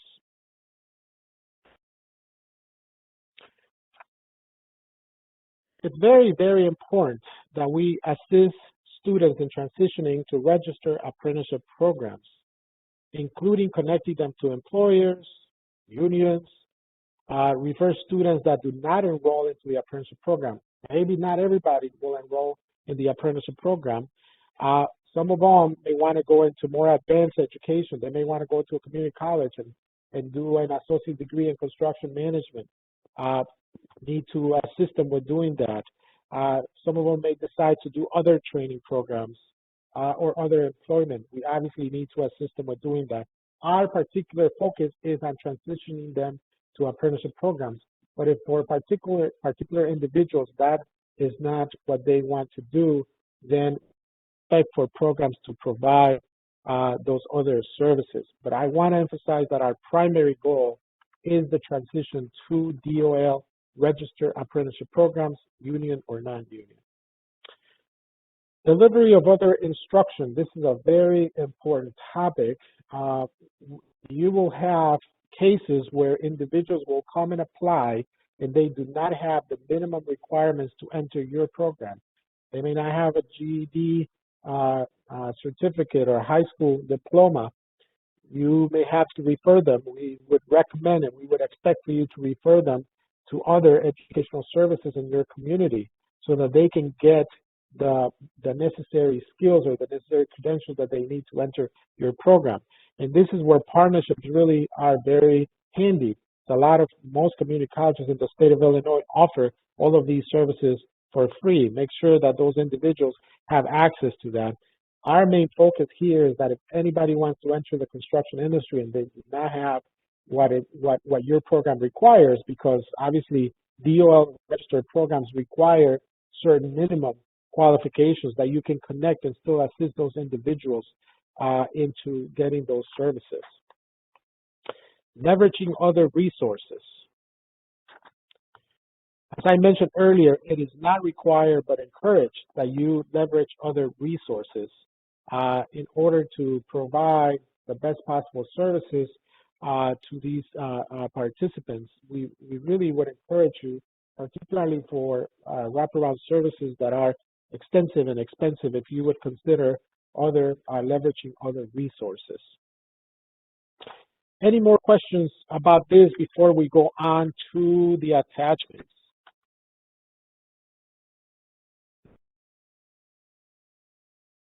Great.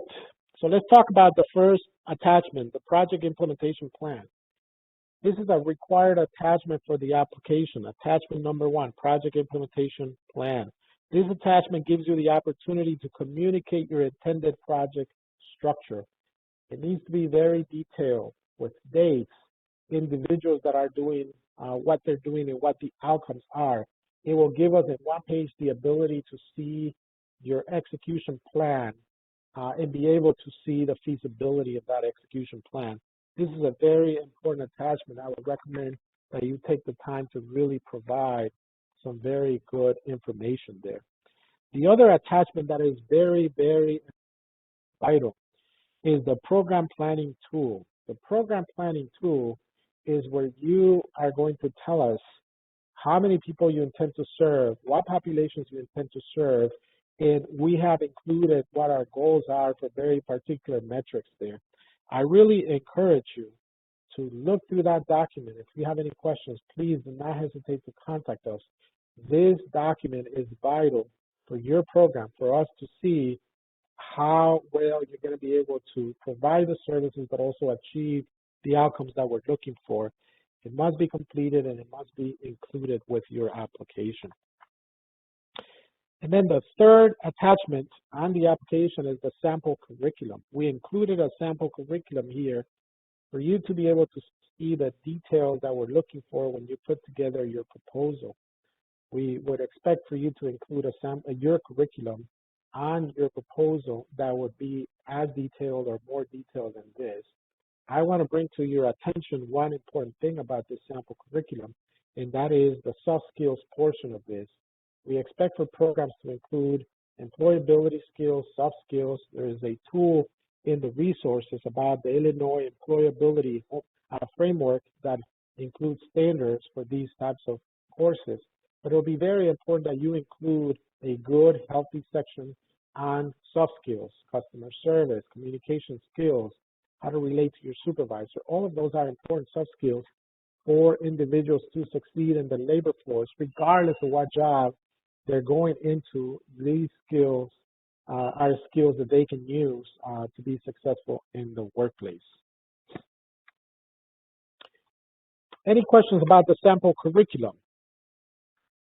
A couple more things, and we will be closing soon. Are we to include attachment 3, our sample curriculum, with our application? Within your proposal, you should include what your curriculum is going to be. It's not, you don't have to attach it. It's part of your 20-page proposal that you would include your curriculum and what you're going to do and what components you're going to have for us to clearly see what your curriculum is going to be. Format, very important. We are providing on page 13 a comprehensive list of your application submission information. Please make sure that you read that very clearly. The submittal of the application itself is not going to be via email, it's not going to be via mail, it's going to be using the DCO Smartsheet platform that we have for submittal. The URL link that you see there is where you would click to submit your application, and it would allow you to attach all the documents in that link. Very important, we must receive your application by October the 4th by 5 p.m. Unfortunately, if the department does not receive your application by then and it's not complete, the department is under no obligation to review applications that do not comply with the above requirements. Very, very important. It says that it should be submitted as one PDF. You certainly, yes. However, the attachment 1 and attachment 2 are not part of the 20-page proposal. Those are attachments to that proposal, and certainly is a one PDF that is sequentially numbered. Evaluation criteria. Will DCO email us to confirm receipt to the application? It's my understanding that when you submit your application, you'll get a notification from Smartsheets indicating that you have submitted your application. But I can confirm that, and I will post that response in the Q&A section of the website. Okay. Let's talk about evaluation criteria. This is how your application will be graded. Applicant capacity, as you can see, is very important, 25%. Documentation of need is another 25%. Project quality and integration is 30%. And the cost effectiveness or return on investment is 20%. All of that combined is 100 points that you can earn towards this application, be it that it is a competitive process. Those applications that receive high marks and high ratings based on the team that evaluates them will be the ones prioritized for funding.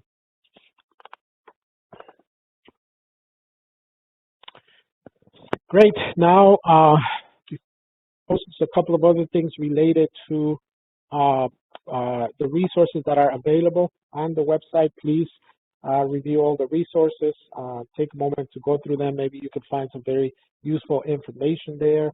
Also, in the back of on page 28 of the NOFO, you will notice that there are a variety of different resources there that you can access. I want to, before I forget, there was a mistake on the original NOFO that was posted that indicated that cost effectiveness and return on investment was 15% instead of 20. That has been corrected in the NOFO, the updated NOFO right now on the webpage shows that that component is actually 20%.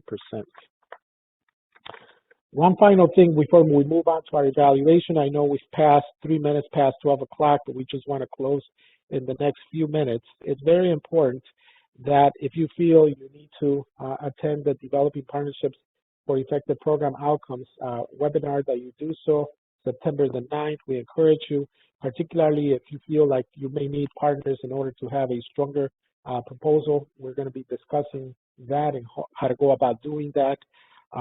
Again, it's at 10 o'clock, 10 to 12, September the 9th. And you can register through our NOFA website by using the registration link.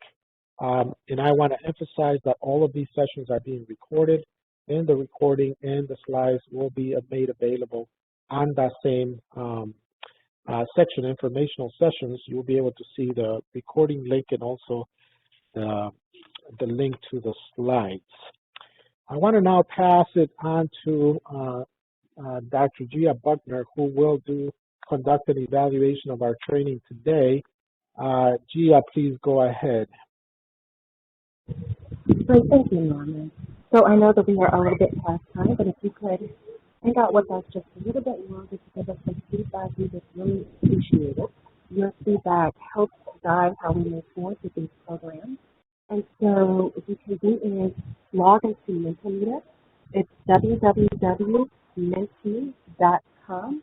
I will also drop that into the chat, so you could also click on it there. You can either use your computer or you can use your cell phone, and then just enter the code. So the code is 60563543.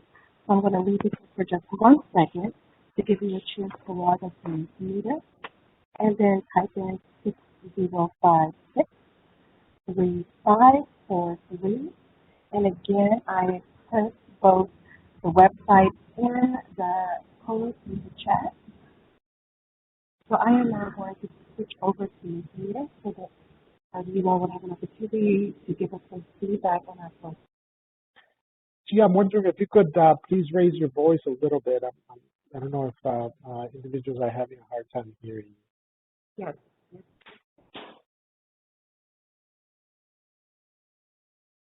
Okay, so here are the questions. So Matthew, it says, is there a questionnaire? You can access the questionnaire through the Mentimeter.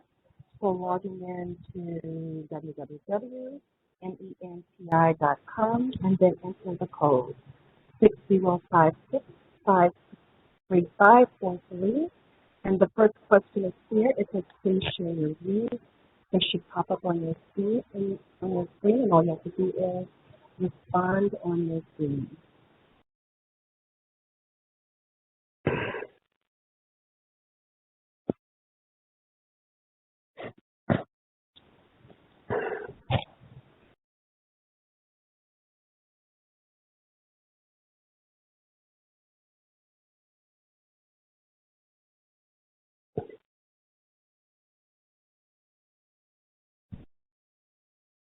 Awesome. Thank you so much. This feedback is very helpful. I'm going to move on to the next question. The course was relevant to what I wanted to learn about the subject matter.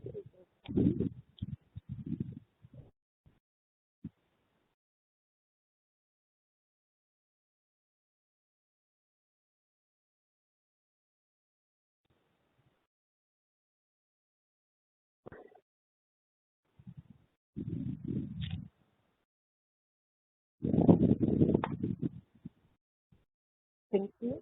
We move on to the next question. I plan to apply what I learned.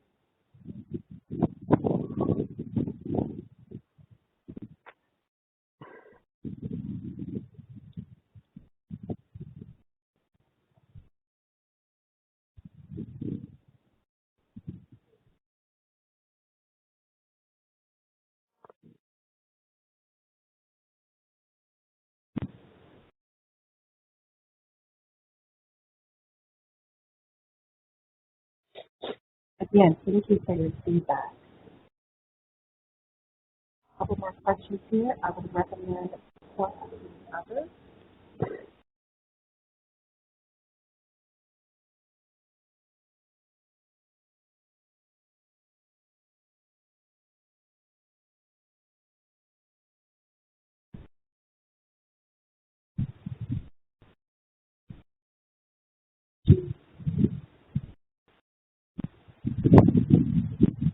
I'm never going to take yours, but thank you so much for your feedback.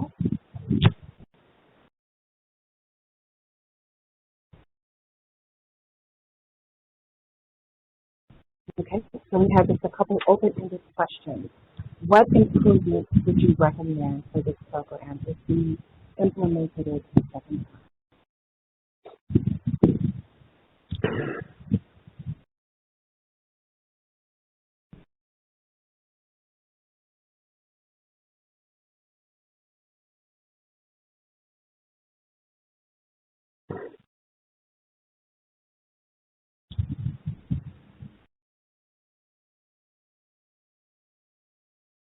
Thank you, Matthew.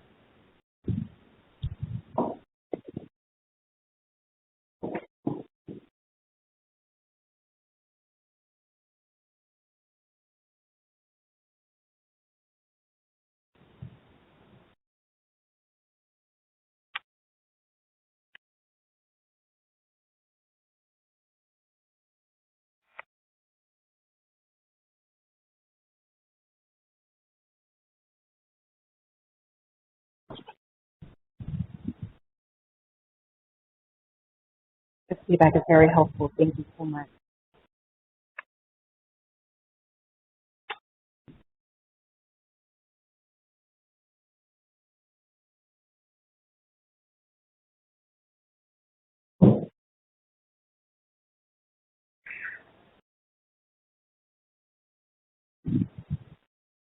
Okay, we have just two more questions. What did you find effective? So if we reconsider the format for this program, what is it that you think we should absolutely keep?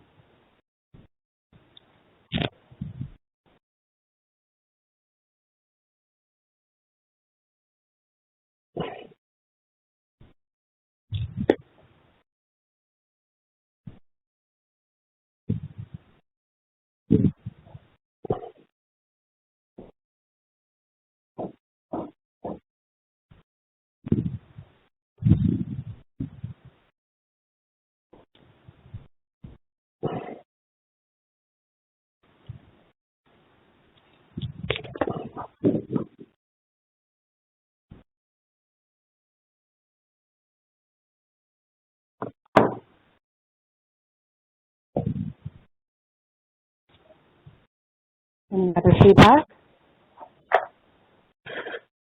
Okay, thank you. And we have one last question. Is there anything else about this course that we have not asked about that you believe would be important for us to know?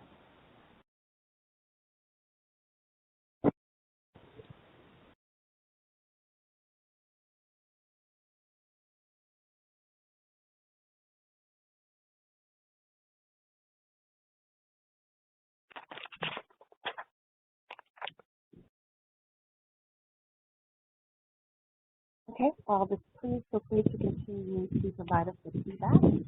While you are doing that, I am going to turn it back over to Dr. Murillo. Thank you. Thank you, Gia. Thanks for your support. Thank you very much for joining us today. It's been a pleasure spending these 2 hours with you.